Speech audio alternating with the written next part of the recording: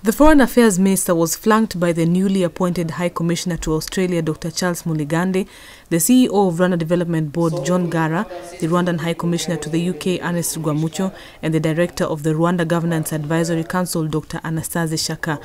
Dr. Muligande told the Rwandan community that he was happy with his new appointment and assured them that he will do everything possible to visit them as much as he can, despite the long distance between Rwanda and Australia.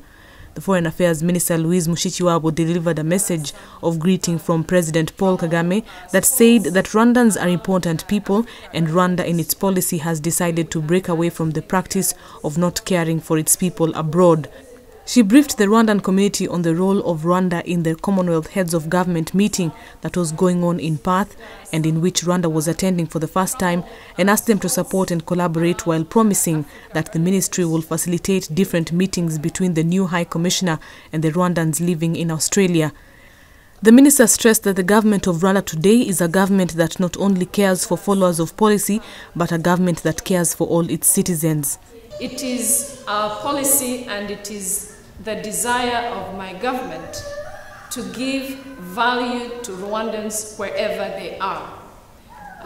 Whether they are as far as Australia, whether they are next door in Uganda or Burundi or DRC, it might take us time to cater to the needs of individuals, but it is indeed part of our new policy as an administration because of the history of our country, a history of discrimination, a history of neglect. We have broken away from that policy, and I'm here today to tell you that if you get in trouble, if you need your government, and you live far off in some of the forests I saw from the plane, your government will be there and will be ready to listen.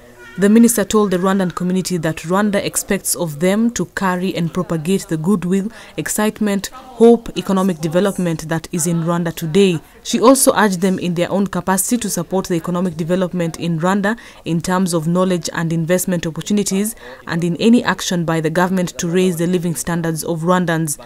Minister Mushikiwabo underscored the healthy relationship between Rwanda and Australia, singling out the areas of mining and irrigation in which the two countries can cooperate. On their own capacities, the director of the Rwanda Governance Advisory Council talked of how Rwanda has made great strides in good governance, such as in the fight against corruption, while the CEO of Rwanda Development Board, John Gara, promoted Rwanda how he knows best, urging the Rwandan community living in Australia to invest in Rwanda. Flora Kaitesi in Perth, Australia.